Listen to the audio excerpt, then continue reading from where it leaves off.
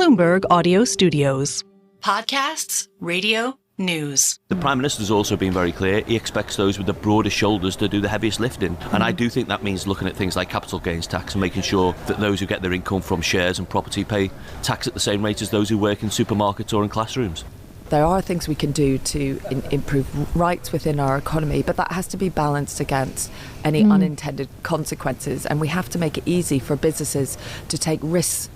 So that was Paul Novak, the TUC General Secretary, and Ray Newton-Smith, the Director General of the CBI now. And they're fascinating because one is quite gently trying to push the case for the workers, and the other is doing the same for industry. Keir Starmer says his government can be pro both, but can the government really please both workers and business?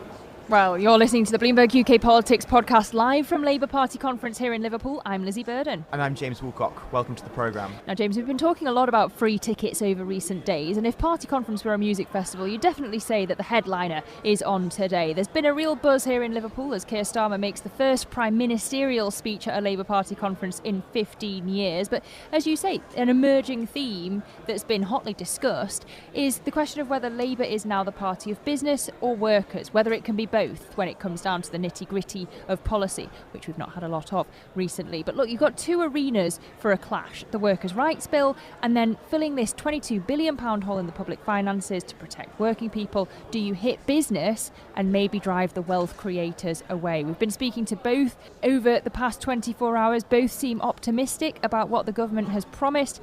I suppose the question is really, can they deliver on both fronts at the same time? I've got to have a go at you here, Lizzy. I can't believe you are trying to compare this to a music festival. You're trying to make yourself sound way far cooler than you actually are. I am cool. I think the one similarity they do have, though, is it's all about the vibes here.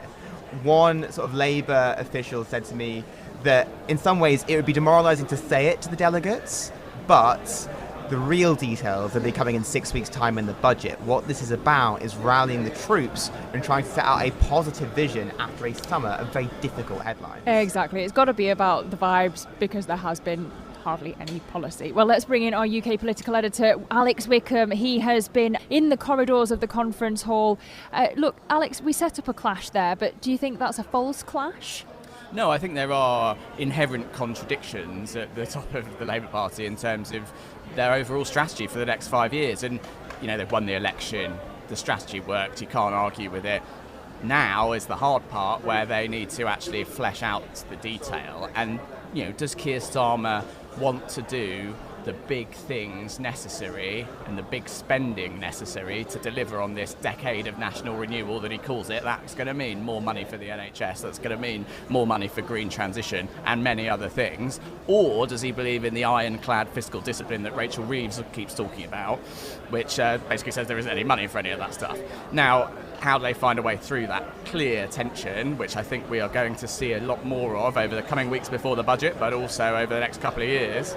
And then, like you say, on workers' rights, there is this big clash between the Labour Party, who says wealth creation and economic growth and business is the number one priority of this government, versus traditional Labour roots of, you know, actually making things better for workers in the workplace. You have to ask, how did we get here where Labour feel they need to be kind of rescuing their positive narrative?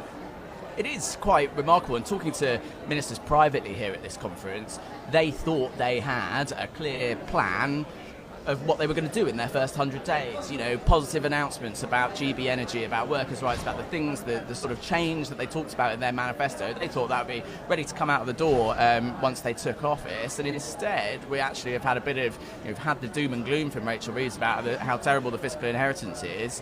And that sort of opened up a little bit of grumbling, a little bit of internal palace intrigue and infighting among advisors about whether the you know, they've got the right approach. And I think what we're seeing from Keir Starmer in his speech today is a little bit of an effort to recognise some of those criticisms and slightly recalibrate his messaging to try to reset, basically, already only 2 months in. But so privately, who are those ministers blaming? Are they blaming the Chancellor for taking the doom and gloom approach? Are they blaming Sue Gray Gray for not having enough of a plan. We've had comparisons to the Blair years where the blueprints just aren't oven ready. Or are they looking ahead to the budget and going, we haven't got the money for this yet, and they're fighting for a pot that hasn't yet been decided? Definitely a bit of that. I mean, you always get in this pre-budget period, ministers jostling for cash and saying, come on, I want to do this, I want money for this, and the Treasury usually says, no, we can't afford it. Yeah, that's an age-old story, and it's happening again this time. I mean, there is, as we've seen in reporting over the last couple of weeks, a lot of upset about Sue Gray, Prime Minister's Chief of Staff, because ultimately she's in charge of his political operations. She's in charge of, this transition into power, the first 100 days, delivering on some of these things, and it hasn't quite gone as they would have hoped. So she's been a vector and a lightning rod for some of that criticism. Ultimately, though, I think your question is a really pertinent one, because really, when you get to it, this is the responsibility of the Prime Minister. And what we're starting to hear from loyal allies of Keir Starmer, people who like him, not people who are kind of trying to cause trouble, is they want Keir Starmer to get a bit of a grip and get up to speed with the decisions that need to be made in office. And look, he's new to the job. You've got to give him a bit of time and be fair, but he needs to make decisions quicker, he needs to be more decisive, and he needs to know what he wants to do and instruct his team to do that accordingly. What, after this speech, are going to be the big flashpoints going ahead for this government? What are going to cause the big frictions, even more leaks, maybe more negative press? What should Keir Starmer be watching out for? Well, there's going to be an immediate question of whether the infighting around his Chief of Staff, Sue Gray, stops or continues. Does she remain in her role? Does he find a way of smoothing out some of those ructions that have taken place behind the scene? I think that's going to be a key priority of his in the sort of days and a couple of weeks after this conference. And then it's the budget. There are starting to be slight whispers that perhaps Rachel Reeves might have found some creative ways to change debt measures in her fiscal rules, accounting measures in terms of capital investment that could find some extra billions, tens of billions of pounds to start to pay for this so-called black hole, to start to pay for some of the things that Labour ministers want their government to be spending on. I think we're going to, at the very least, hear demands from ministers that even if the money's not there this year, I want you to really give us a strong signal at the budget that you're going to spend more money on the NHS, you're going to spend more money on various things that have gone wrong with public services. And that's a tough one for Rachel Reeves, because her current position is no. So let me tell you, on the way out of Rachel Reeves' speech yesterday, I was talking to a Labour minister who will remain publicly unnamed, but you know who it is.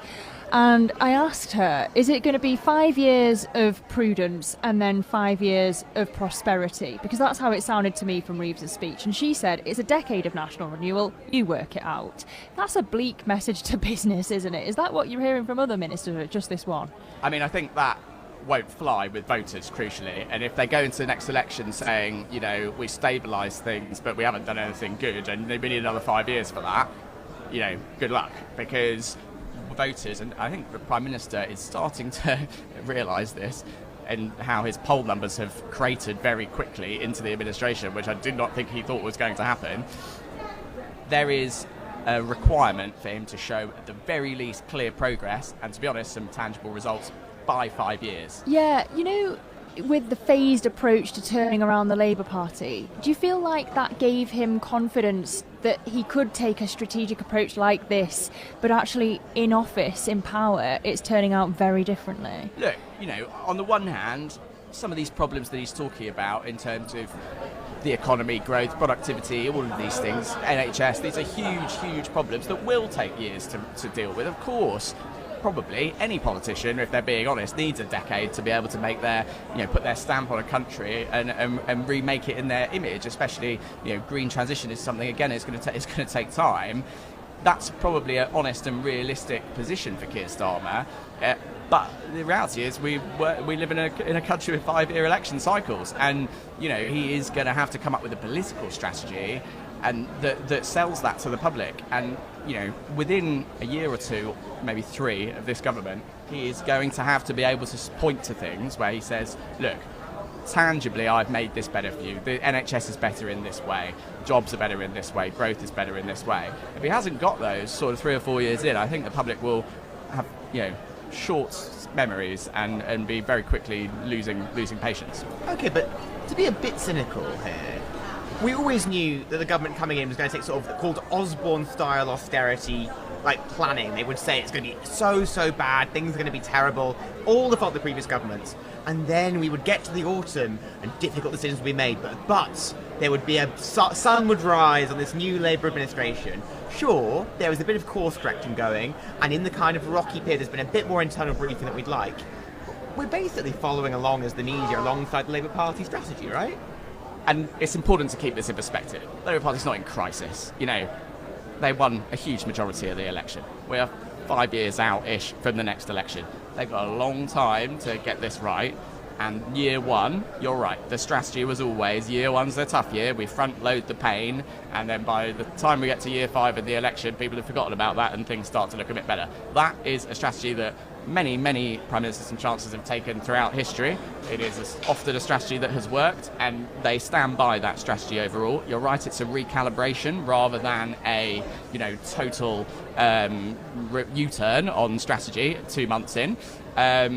But nonetheless, these speak to some of the concerns of more jumpier people in the Labour Party. If you speak to Starmer's strategists, they're relaxed and they say, look, stay the course, don't listen to the noise. We're proceeding as broadly as planned, maybe with a little course correction here, but pretty much, as we always intended.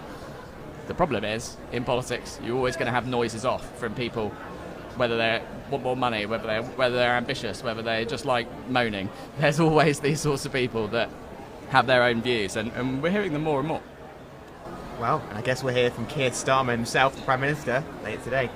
That's it from us for today. Alex Wickham, our political editor, thanks for joining us. If you like the programme, don't forget to subscribe and give it 5 stars so other people can find it on Apple Podcasts, Spotify or wherever you listen. This episode was produced by Tiwa Adebayo and our audio engineer was Sean Twastamakia. I'm James Woolcock. And I'm Lizzy Burden. We'll be back with more tomorrow. This is Bloomberg.